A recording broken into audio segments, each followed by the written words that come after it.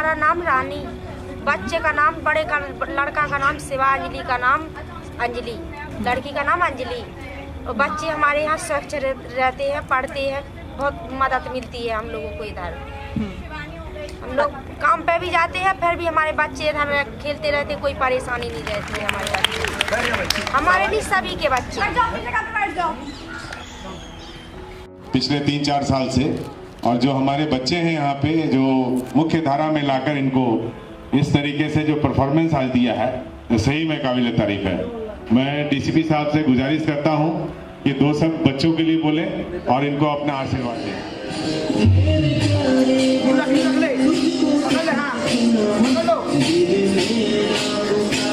जाता है knowledge is power. हर घर में साक्षरता का वास हो तभी देश का विकास होगा। और ऐसे में आज हमारे साथ मौजूद हैं दिल्ली पुलिस के कांस्टेबल हैं, थान सिंह नाम है। सर, सबसे पहले तो खबर दुनिया में आपका स्वागत है और आपका कार्य बेहद सराहनीय है। जिस तरह से आप गरीब बच्चों की शिक्षा का प्रबंध आप कर रहे हैं और उनको पढ़ा रहे हैं, क्योंकि आमतौर पर देखा जाता है राइट टू एजुकेशन हमारे संविधान में आर्टिकल 21A के तहत प्रावधान है 6 से 14 साल की उम्र के बच्चों का।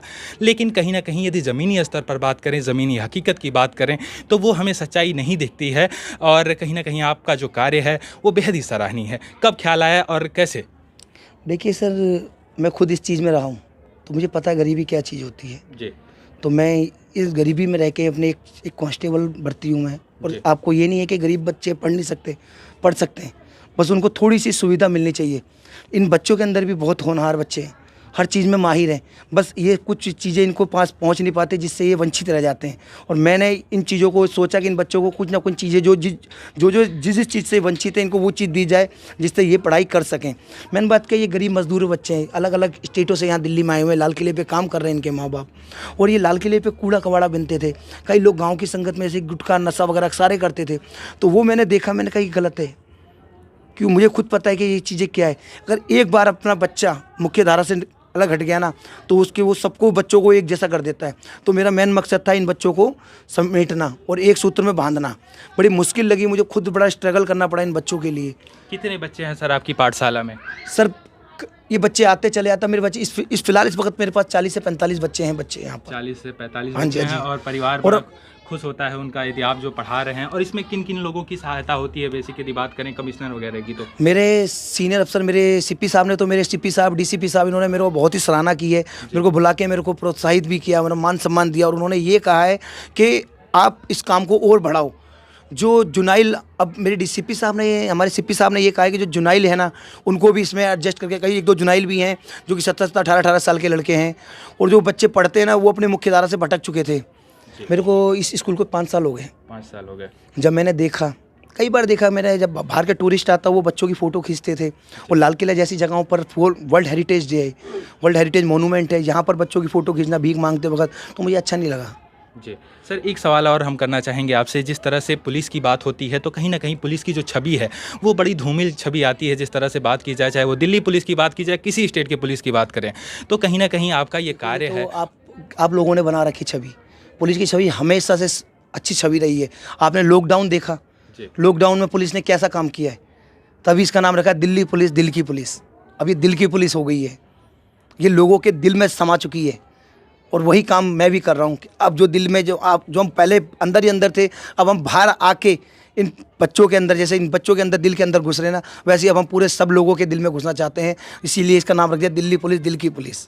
दिल्ली पुलिस, दिल की पुलिस। और ये राजधानी दिल्ली की हम तस्वीर आपको दिखा रहे थे। लाल किले के पास में थान सिंह की पाठशाला है, जिसमें बच्चों को पढ़ाते हैं। तकरीबन 50 बच्चे हैं आपके पाठशाला में। और सर, ये बच्चे अभी तो 40 से 45 हैं, कभी कितने हो जाते हैं, कभी कम हो जाते हैं, कभी ज़्यादा हो जाते हैं। बच्चे आते रहते हैं, जाते रहते हैं। मेरा बेसिकली जो मेन मुद्दा है वो है इनकी बेसिकली पढ़ाई। छोटी मोटी थोड़ी बहुत भी पढ़ाई कर लेना बच्चे तो बहुत अच्छी बात है। अपने किसी चीज़ में गलत संगत में ना पड़े। पहले आप इन बच्चों में कई बच्चे ऐसे थे जो कि नशा भी करते थे, अब ये ऐसा कुछ भी नहीं है। अभी बच्चों में बहुत बदलाव देखोगे आप। जी सर, लोगों की सेवा भी आप कर रहे हैं और बच्चों को पढ़ा रहे हैं। कैसे मुमकिन हो पाता है? कब जैसे ड्यूटी में भी आप टाइम देते हैं और बच्चों को भी पढ़ाते हैं, कैसे मैनेज करते हैं इन चीज़ों को? सर, बहुत मुश्किल काम है ये। लोगों को लगता है आसान काम है, कई लोग ने तो इस पर मेरा ऑब्जेक्शन भी उठाया जी। और मुझे पता है मैंने कितना स्ट्रगल किया इस चीज़ के लिए। कहना नहीं चाहिए, बड़ा मुश्किल काम है ये। बच्चों को मनाना, उनके माँ बाप पेरेंट्स को विश्वास में लाना बहुत बड़ा काम होता है। कहीं नौकरी सबसे पहले, नौकरी के अलावा फिर मैंने देखा कई समय ऐसा होता है सबसे पहले नौकरी है मेरी। जब नौकरी होगी तभी मैं ये सब चीज़ कर सकता हूँ। तो सबसे पहले मैं फर्स्ट प्रायोरिटी अपनी नौकरी को देता हूँ। अब मैं ऐसा तो है नहीं कि कभी डेली बच्चों को नहीं, कई बार ऐसे होता है कि मैं भागना पड़ता है मुझे, तो मैंने इसके लिए एक बेटी, एक गुड़िया यहाँ पर अंकिता शर्मा, उसको यहाँ अपॉइंटमेंट किया। गुड़िया मेरी शुरू से ही पढ़ा रही मेरे साथ में, उसको मैं 2500 रुपये महीने देता हूँ अपनी सैलरी? हाँ, अपनी सैलरी से देता हूँ। और एक है मेरी निहारिका मैम, जो कि इसमें मेरा सबसे बड़ा सपोर्ट उस निहारिका मैम का है, जिनका मैं धन्यवाद करना चाहता हूँ। वो शुरू से मेरे साथ जुड़ी हुई हैं। आज भी वो कभी भी किसी चीज़ की आवश्यकता होती है तो मुझे ये कहती है, थान सिंह बेटा कोई भी चीज़ चाहिए तो मुझे बताना भैया। तो मैं इसलिए है कि फिर इसको मैंने वो बच्ची भी 12th में कॉमर्स साइड है उस बच्ची के पास, और वो बच्ची मेरी पूरे हेल्प में इसमें साथ में जुड़ी हुई है, जिससे कि मेरे को कभी टाइम होना हो तो वो डेली क्लास लेती है। हमने दो टाइम दे दिया इन बच्चों को पढ़ाने का, सुबह शाम का भी।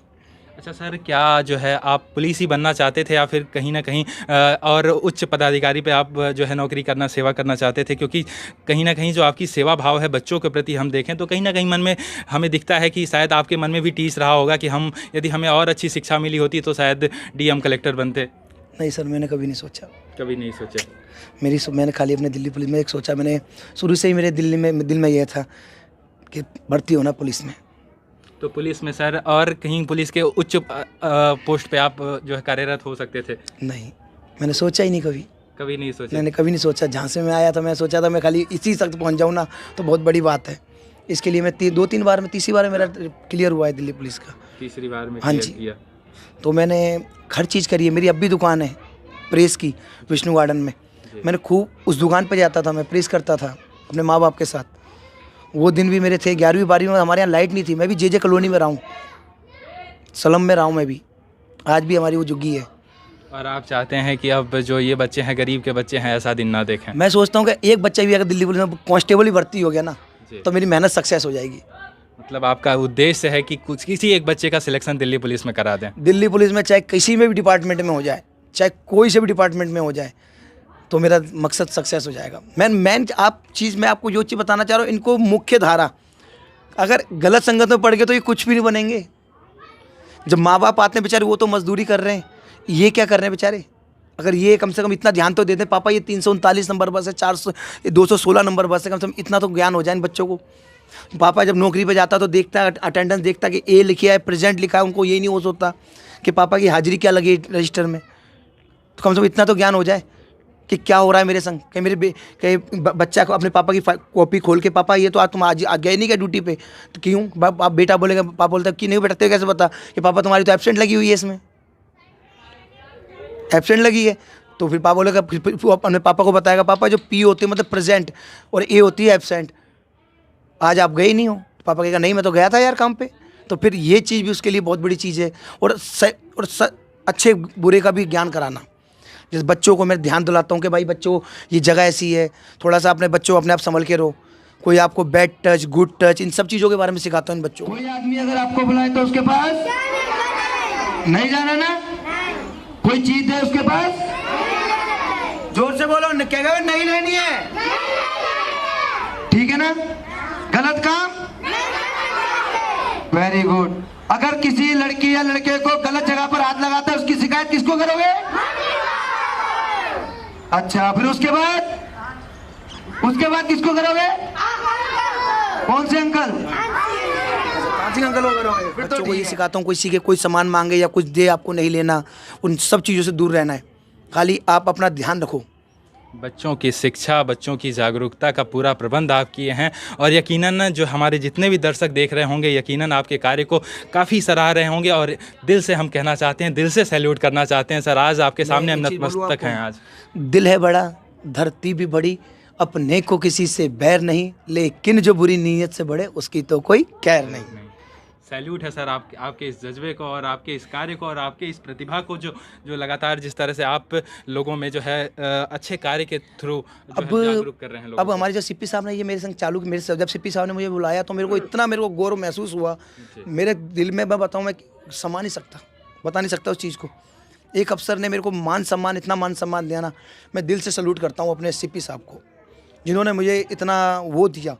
हकीकत में बहुत ज़्यादा मेरे को मान सम्मान दिया। हमारे डीसीपी साहब और एसएचओ साहब ने भी, एसएचओ साहब तो यहाँ आते रहते हैं, हर हफ्ते एक वीक में एक चक्कर मारते हैं, इन बच्चों का टेस्ट लेते हैं। हमारे एसएचओ कोतवाली साहब है ऋतुराज जी, जो कि इनका टेस्ट लेते हैं बच्चों का। सर, और आपकी इस प्रतिभा को आज हम सैल्यूट करते हैं सर। Thank you. और बहुत अच्छा लगा आपसे मिलके। यकीनन जो आपका कार्य है वो देश की प्रतिभा आप निखार रहे हैं, देश के भविष्य को आप संवार रहे हैं। बहुत ही अच्छा लगा सर आपसे मिलके, बहुत बहुत धन्यवाद। Sunday means very good.